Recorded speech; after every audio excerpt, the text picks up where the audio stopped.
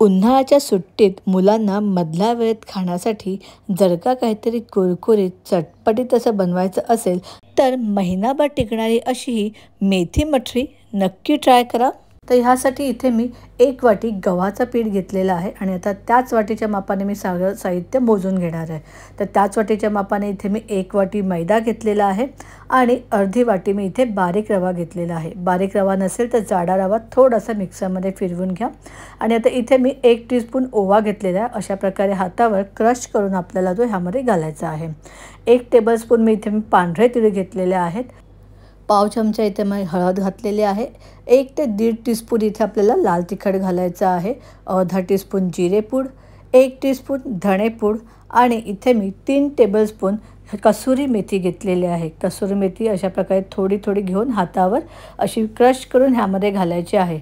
जर का तुमच्याकडे कसुरी मेथी नसेल आणि जर का ताजी हिरवी मेथी असेल तर तीसुद्धा तुम्ही धुवून थोडीशी वाळवून ती बारीक कापून घेऊ शकता आणि पॅनमध्ये थोड्याशा तेलावर थोडीशी परतून मग तीसुद्धा तुम्ही ह्यामध्ये घालू शकता. तर आता आपली कसुरी मेथी यामध्ये घालून झालेली आहे. 1 टीस्पून अंदाजाने मी इथे मीठ घातलेलं आहे. आता हे सर्व जे जिन्नस आहे एकत्र छान मिक्स करून घ्यायचे आहेत आणि जोपर्यंत मी हे सर्व जिन्नस मिक्स करते ना तोपर्यंत तुम्ही मला कमेंट करून सांगा की तुम्ही हा व्हिडिओ देशाच्या, महाराष्ट्राच्या किंवा जगाच्या कोणत्या भागातून पाहतात आणि हे जाणून घ्यायला मला फारच जास्त आनंद होईल. आता इथे मी पाव कप तेल घेतलेलं आहे आणि आता हे तेल पिठाला चांगलं चोळून घ्यायचं आहे. अशा प्रकारे तेल पिठामध्ये छान मिक्स झालं म्हणजे आपली मठरी अगदी छान कुरकुरीत होते. ज्यावेळेला तुम्ही हे जे पीठ असं हातामध्ये दाबून बघता त्यावेळेला त्याच्याशी मुटक्या झाल्या पाहिजेत म्हणजे आपलं तेल व्यवस्थित लागलेलं आहे. आता ह्यामध्ये आपण थोडं थोडं पाणी घेऊया आणि याचं एक मीडियम असं एक पीठ मळून घ्यायचं आहे. फार घट्टही पीठ मळायचं नाही आहे आणि फार पातळही पीठ मळायचं नाही आहे. आपण यामध्ये ना रवा घातलेला आहे. तो रवा फुलायला छान असं त्याला जागा मिळाली पाहिजे एवढं आपल्याला मीडियम सॉफ्ट डो बनवून घ्यायचं आहे. तर आपलं हे कणिक भिजून तयार झालेलं आहे.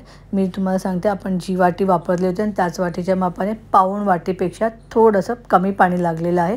आणि आता मी अर्धा तास ते चांगलं रेस्ट करायला ठेवलं होतं. अर्धा तासाने पुन्हा मी त्याचं झाकण काढलेलं आहे आणि ते चांगलं थोडंसं मळून घ्यायचं आहे.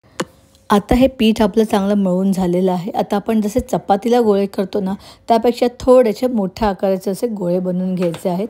तर ह्या मेजरमेंटमध्ये साधारण 8 गोळे तयार झाले होते.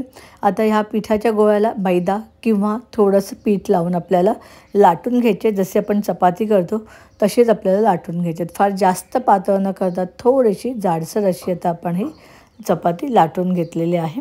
आता अशा प्रकारे आपण जेवढे गोळे केले होते तेवढ्या सर्व चपात्या मी लाटून घेतलेल्या आहेत म्हणजे आपल्याला पुढचं काम बराबर करता येईल.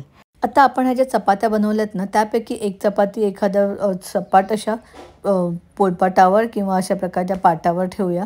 त्याला आपण तेल लावूया किंवा तूप लावूया 1 चमचाभर. त्यावर अशा प्रकारे मैदा भुरभुरायचा आहे आणि त्यानंतर तो हाताने असा पसरवून घ्यायचा आहे. तर आता ह्या मेथी मठरीला लेयर्स येण्यासाठी आपण कोणत्याही प्रकारचा साठा वापरलेला नाही आहे किंवा साठा बनवलेला नाही आहे.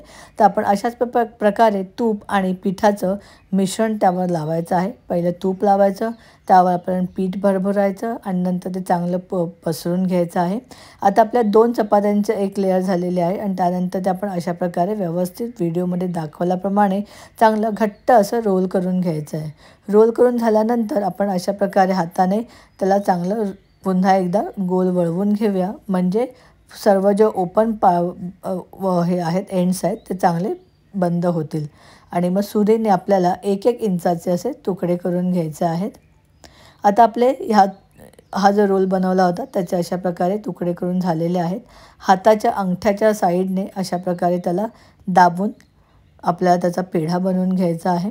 आणि आता आपल्याला ह्याला हलकंसं लाटूनसुद्धा घ्यायचं आहे म्हणजे काय होईल सर्व बाजूने हे इव्हनली असं बनेल. आणि अशा प्रकारे मी हे सर्व आपण जे पेढे कापून ठेवले होते ते सर्व झालेले आहे. तुम्ही बघू शकता किती सुंदर दिसतात हे असे सुद्धा. आणि आता इथे मी मीडियम तेल गरम केलेलं आहे आणि गॅस मीडियम असताना ह्याच्या आपल्याला हे लो ते मीडियम फ्लेमवर आपल्याला तळून घ्यायचे आहेत. अजिबात फास्ट फ्लेमवर हे तळायचं नाही आहे नाहीतर मग ते अगदी नरम पडतील आणि बाहेरून अगदी काळपटी होतील. तर अगदी गॅस लो ते मीडियम फ्लेमवर ठेवून हळूहळू आपल्याला हे चांगलं तळून घ्यायचं आहे. तुम्ही बघू शकता जसं जसं हे छान तळलं जाईल तसं तसं ते वर येईल आणि त्याचे जे लेयर्स आहेत ना त्यासुद्धा छान अशा सुट्ट्या होतील. तर अशा प्रकारे एकदम मीडियम फ्लेमवर आपलं हे छान असं तळून झालं आहे. सर्वच्या सर्व मेथी मठरी मी छान अशा तळून घेतलेल्या आहेत आणि अगदी तयार आहे कुरकुरीत आणि चटपटीत असा हा नाश्ता जो तुम्ही चहाबरोबरसुद्धा खाऊ शकता.